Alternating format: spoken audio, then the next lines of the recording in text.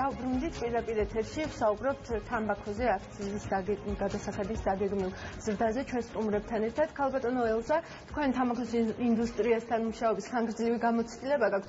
როგორ აფასებთ მთავრობის ამ გადაწყვეტილებას და რა გავლენა შეიძლება ჰქონდეს თამბაქოზე აქციზის გადასახადის გავლენას ბიზნესზე?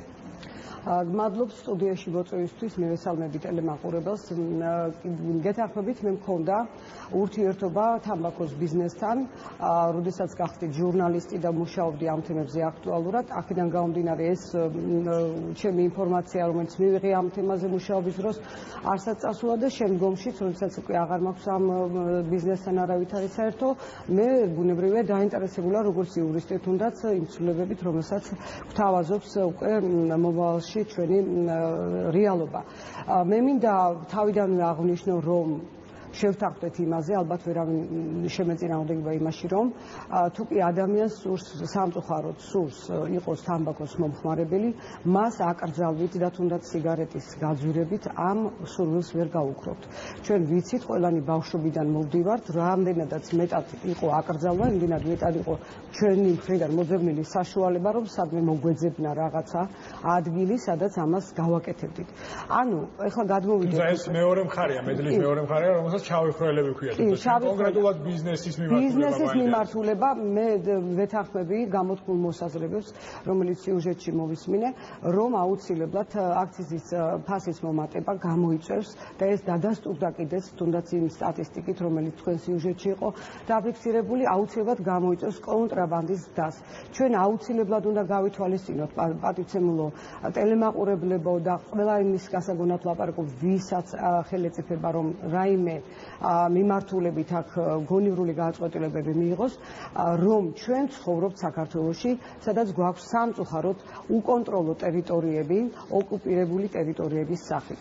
როდესაც კონტრაბანდაზეა საუბარი, სწორედ ეს ტერიტორიები გახლავთ ის ეგრეთ წოდებული შავი ხვრელი, საიდანაც დიდი რაოდენობით შემოედინება შეიძლება იყოს კონტრაბანდული თამბაქოს ნაწარმისა, რომლის ადმინისტრირება და გაკონტროლება პრაქტიკულად იქნება შეუძლებელი. ჩვენ აუცილებლად უნდა გავითვალისწინოთ ჩვენი მეზობელი ქვეყნების პრაქტიკა, ძალიან კარგია ევროკავშირთან ასოცირება და ევროკავშირთან დაახლოების ძალიან დიდი სურვილი, ეს მეც გამაჩნია და ყველა ნორმალურ ადამიანს, მაგრამ ჩვენ გვაქვს ევროპასთან ურთიერთობა და ვიცით, რომ სიგარეტი 10 ევრო ღირს, მაგრამ არის ადგილები, მე თავად ვიცი, ბევრ ევროპულ ქვეყანაში, სამწუხარო ფაქტს ვამბობ, მაგრამ ვიცი, ბევრ ევროპულ ქვეყანაში ადგილები, სადაც 5 ევროთ, 4 ევროთ შეიძენთ კონტრაბანდულ სიგარეტს. დიდი მადლობა, ქალბატონო ელზა, თქვენთან გადმოვალ შეკითხვით. მე მექნება კიდევ კი, როგორ არა, აუცილებლად ქალბატონო ელზა. აქციზის გადასახადი გაიზარდა 2010 წელს, ბატონო ამირან. თუ ჩვენ იგივე ტიპის პრობლემებზე ვსაუბრობთ და ისევ ვსაუბრობთ იმაზე, რომ ჯანმრთელობის პრობლემები და უშუალოდ სტატისტიკა არ შემცირებულა ამ წლების განმავლობაში და ისევ ძალიან სერიოზული პრობლემაა, მაშინ სად არის იმის გარანტია, რომ ახლა კიდევ ერთხელ გაზრდით ეს პრობლემები მოგვარდება? კიდევ ერთხელ ხაზს უსვავ, რომ თამბაქოს კონტროლის ჩარჩო კონვენცია ან ჩვენი კანონმდებლობა და ის სტრატეგია და სამოქმედო გეგმა, რაც ქვეყანას აქვს, არ გულისხმობს მარტო აქციზის გაზრდას თამბაქოს კონტროლთან დაკავშირებით. ეს არის მრავალმხრივი ღონისძიებათა კომპლექსი. აქ არის აქციზის მომატება, აქ არის აკრძალავი ღონისძიებები, თქვათ, სკოლებთან ახლოს გაყიდვაში, აქ არის, თქვათ, რეკლამასთან დაკავშირებით საკითხები, აქ არის დიდი პაკეტი საგანმანათლებლო მუშაობისა, აქ არის პაკეტი სამკურნალო ჩანაცვლებითი მკურნალობისა. ეს არ გახლავთ მხოლოდ აქციზი. ეხლა აქ რა კითხვების დღეს ისმება, უპრიანია ალბათ, რომ შემოსავლების სამსახური გპასუხობდეს ამაზე, მაგრამ ეს ტიპის, თქვათ, არგუმენტები მე უკვე 10-15 წელია მესმის, რომ გაიზრდება კონტრაბანდა, გაიზრდება, თქვათ, შავი ხვრელი და ასე და ასე შემდეგ. ეს არგუმენტი იყო მაშინ 90-იან წლების ბოლოს, როცა ეს საკითხები იზრდებოდა, შემდეგ ამ საუკუნის დასაწყისში, მაგრამ ეს არგუმენტი დღეს მყარი არ არის, რამე თუ ქვეყანა სერიოზულად საზღვარი დაცულია. შემოსავლების და საბაჟო სამსახურები ძალიან კარგად მუშაობენ, ეს, თქვათ, შემოსავლების დინამიკაზე. საბადო ამირან კიდევ ერთხელ შემიძლია გაჩვენოთ, ანუ ის სტატისტიკური მონაცემები, რომლებიც ჩვენ მოგვაწოდა შემოსავლების სამსახურმა და რომლებიც და რაც პრინციპში საკმაოდ ნათლად აჩვენებს იმას, რომ კონტრაბანდული საქონელი ჩვეულებრივი პასუხია, რომ გლის შიშითო მოგეხსენებათ, ხო? ამიტომ ამის საპირისპირო არგუმენტი გახლავთ ის, რომ საერთაშორისო პრაქტიკა, ანუ მტკიცებულებაზე დაფუძნებული ინფორმაცია, რომ აქციზის ზრდა სხვა ღონისძიებებთან ერთად არის ერთ-ერთი მყარი ინსტრუმენტი თამბაქოს ხელმისაწვდომად. კი ბატონო, მესმის, ვიცი ეს მონაცემები, მაგრამ ეს არ არის ის, რომლისაც უნდა გეშინოდეთ და ამის შიშით ეს ნაბიჯები არ უნდა გადაიდოს. ნაბიჯები ამის საუკეთესო მაგალითი არის წელს შესრულდა თუ გაინტერესებთ 50-ით. მე მესმის, რომ თქვენ ბიზნეს ინტერესებს იცავთ, მაგრამ მე ვიცავ ამ შემთხვევაში სამედიცინო და ადამიანის ჯანმრთელობის ინტერესებს, ხო? ამ ინტერესებსაც ვიცავთ, ზუსტად ეს ხო ინტერესებს. მე გეტყვით უბრალო მაგალითს გეტყვით ამისას. წელს შესრულდა 50 წელი, რაც პირველი დიდი მოხსენება ამერიკის შეერთებული შტატების ეგრეთ წოდებულმა სერჯენ ჯენერალმა, ანუ მთავარი ექიმი მათი გაგებით დასდო თამბაქოს ზიანის შესახებ. და ამის შემდეგ გადაიდგა 50 წლის განმავლობაში იდგმებოდა სერიოზული ნაბიჯები. მათ შორის აქციზის ზრდა და იცით რაც ღირს თქვა შტატებში და სხვა ღონისძიებები კიდე. აი 50 წლის განმავლობაში წელს არის ამ მოხსენების 50 წლის თავი. ამერიკის შეერთებული შტატებმა ორჯერ შეამცირა გულსიძახვა დაავადებებით ავადობა.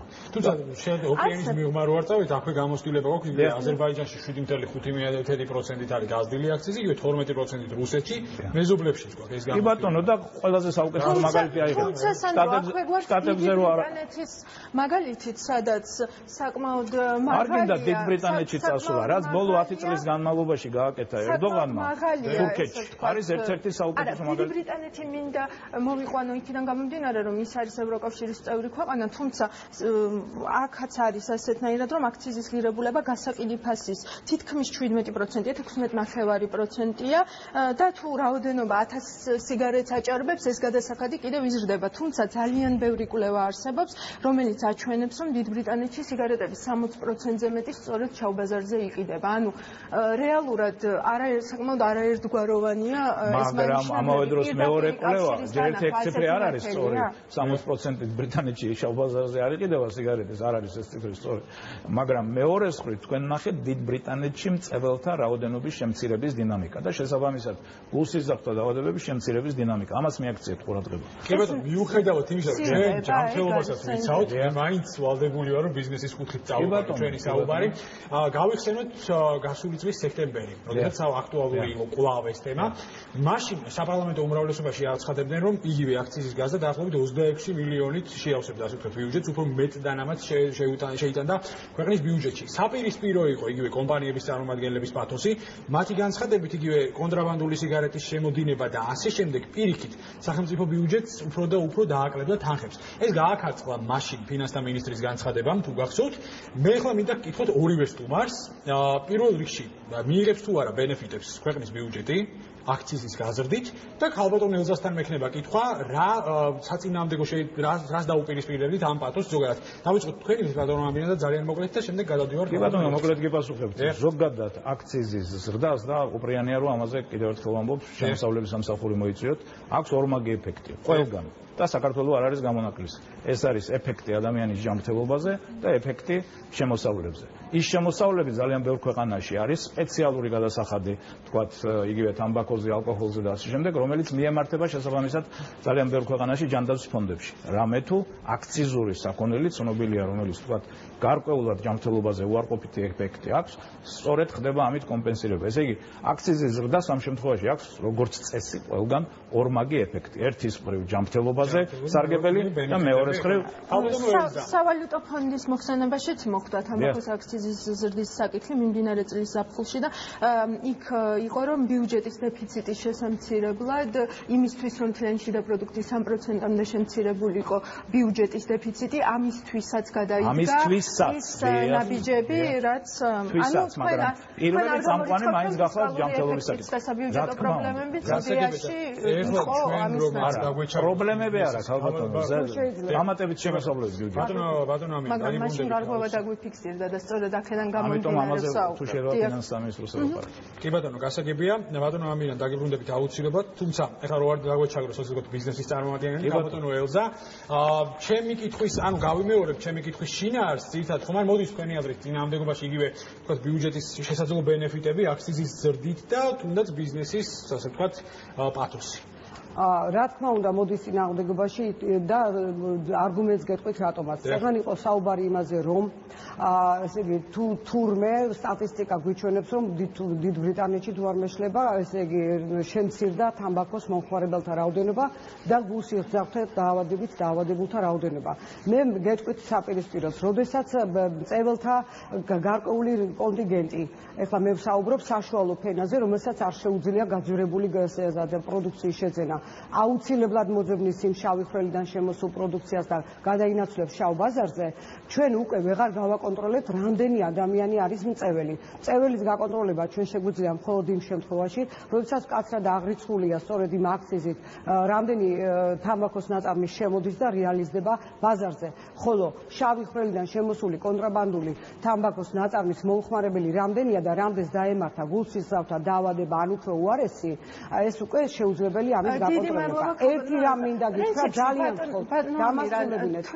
შეიძლება დავასრულო ჩემი აზრით. ძალიან მე წეგან ვახსენებ ესე უკონტროლო ტერიტორიები და ბატონ ამიდან უდიდესი პატივისცემით მივესალმები, მაგრამ ვერ დავეთანხმები, იმიტომ რომ ჩვენი ქვეყანა სწორედაც არ არის ის ქვეყანა, სადაც ტერიტორიები არის გაკონტროლებული. ჩვენი ქვეყნის საზღვრები არ გადის იქ, სადაც ეს საზღვრები რეალურად გვაქვს ჩვენ დაწესებული. შესაბამისად, ჩვენ ვერანაირად ვერ გავაკონტროლებთ მეზობელი რუსეთიდან რამდენი კონტრაბანდული სიგარეტი შემოვა და სწორედაც ეს აქციზის გაძვირება რუსეთმა შეიძლება გამოიყენოს ეკონომიკური დივერსიის საგნად და სწორედ იმისათვის რომ დაეცეს საქართველოს ეკონომიკაში აი ეს სეგმენტი ბიზნესი და გაცამწვერდეს, რომელსაც ასეულო მილიონობით ლარი შემოაქვს სახელმწიფო ბიუჯეტში და ქვეყანაში სადაც ეს ერთ-ერთი სერიოზული ბიზნესია სამწუხაროდ მე არ მომწონს ეს ფაქტი, მაგრამ ესია თამბაქოს ბიზნესი ერთ-ერთი წამყვანი და სხვა ჩვენ ბევრი არაფერი გაგვაჩნია.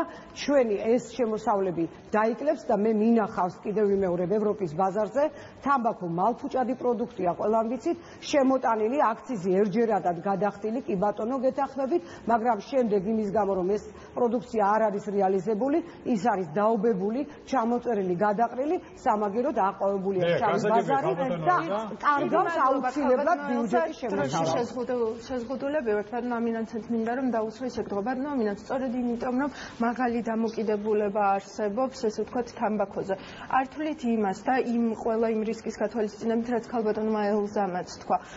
არ თვლით რომ შეიძლება გაცილებით უფრო მაღალი რისკის ქვეშ დადგეს მოსახლეობის ჯანმრთელობა, იქიდან გამომდინარე რომ დაუშვათ მწარმოებლებმა სწორედაც რომ ხარისხის ხარჯზე გააკეთონ. კიდევ ერთხელ ვამბობ, ყოველთვის ვაპელირებ ციფრებით. ციფრი გახლავთ ესეთი, დღეს თამბაქოს დაბეგვრის შემოსავალი ქვეყნის ბიუჯეტში არის დაახლოებით 3-5% ბიუჯეტისა, რაც მე მაქვს ინფორმაცია. და 7-10%. და ზიანი რაც თამბაქოს მოაქვს და შემდეგ ამ ადამიანების ჯანმრთელობის დაზიანების სამკურნალოდ თუ პრევენციისთვის იხმარება არის გაცილებით მეტი.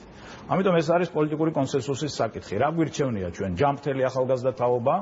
იმიტომ რომ აქციზის მომატება და ვთქვათ გაძვირება თამბაქოსით, რა თქმა უნდა, დამოკიდებულ ადამიანებზე ნაკლებად მოქმედებს, მაგრამ ის მოქმედებს ადამიანებზე, ვინც იწყებს მოწევას. ანუ ძირითადად მათკენ არის მიმართული. აქედან გამომდინარე და ხაზი მინდა გაუსვა, რომ აქციზის ზრდა არ გახლავთ თამბაქოს კონტროლის ერთადერთი პანაცეა. აი სწორედ ამასთან დაკავშირებით იქ არის პარალელურად ძალიან ბევრი ღონისძიებები. სწორედ ამასთან დაკავშირებით მინდა რომ გკითხოთ თქვენმა სამსახურმა მოგვაწოდა ჩვენ კვლევის შედეგები და პრინციპში თქვენივე გამოკითხვა აჩვენებს იმას, რომ მოსახლეობის უდიდეს უდიდეს ნაწილს, ეს არის დაახლოებით 80-90% სურს თამბაქოს ყვავილისგან თავისუფალი ჰაერი. თუმცა აქციზის გაზრდასთან დაკავშირებით ასეთი ერთგვაროვანი არ არის დამოკიდებულებები, 35%-ზე მეტს არ აქვს ჩამოყალიბებული აზრი, 28% არის წინააღმდეგი და მომხრე არის 36%. რატომ დაიწყეთ სწორედ აქციზის გადასახადის გაზრდა? არა, ეს მარტო აქციზის გადასახადი არ გახსოვთ, ალბათო, ეს არის უახლესი კვლევის შედეგი, რომელიც ემორის უნივერსიტეტთან ერთად წელს ტარდებოდა, მოყოლებული წლევანდელი იანვრიდან, ჯერ საბოლოოდ მისი შედეგები შეჯამებული არ არის, რასაც თქვენ ბრძანებთ, ეს არის წინასწარი. იქ ძალიან ბევრი სხვა კითხვაა, რომელსაც ახლა თქვენ არ ბრძანებთ, მათ შორის ერთ-ერთი არა, უბრალოდ აქციზთან დაკავშირებით დაანონსებულია. მათ შორის ერთ-ერთია დიახ აქციზის, მაგრამ იქაც უმეტესი ადამიანების ნაწილი გამოკითხულთა მომხრეა, რომ თამბაქო ქვეყანაში გაძვირდეს და გახდეს ძალიან მოკლედ რომ გითხრათ, კიდევ რა იგეგმება აქციზის გაზრდის გარდა კიდევ რა ძალიან ბევრი ღონისძიებები იმ ჩარჩო კონვენციის მიხედვით აქ არის და მოგეხსენებათ 5 კანონპროექტია მზად, რომელიც მთავრობაზეა დღეს და მალე პარლამენტში შევა. იქ არის თამბაქოს რეკლამის სრული აკრძალვა, იქ არის თამბაქოს ღერების გაყიდვის აკრძალვა, იქ არის დიდი საგანმანათლებლო მუშაობები და ქვეყანაში მომზადებულია დღეს ეგრეთ წოდებული ჯანმრთელობის ხელშეწყობის პროგრამა, სადაც ძალიან დიდი ნაწილი თამბაქოს სამყაროში როგორ შეხვდება ბიზნესი და ჩვენ მზად ვართ ჩვენი ტრიბუნა კვლავ დაუთმოთ ორივე მხარეს, როგორც ბიზნესის, ასევე სამთავრობო წარმომადგენლებს, იმედია დრო საკმარისი გვექნება. მაგრამ ბიზნესთან დაკავშირებით ჯობია რომ მოიწვიოთ ფინანსები. აუცილებლად ძალიან დიდი მადლობა მოგახსენებთ სტუდიაში მოგზაურობისთვის. ეხლა კი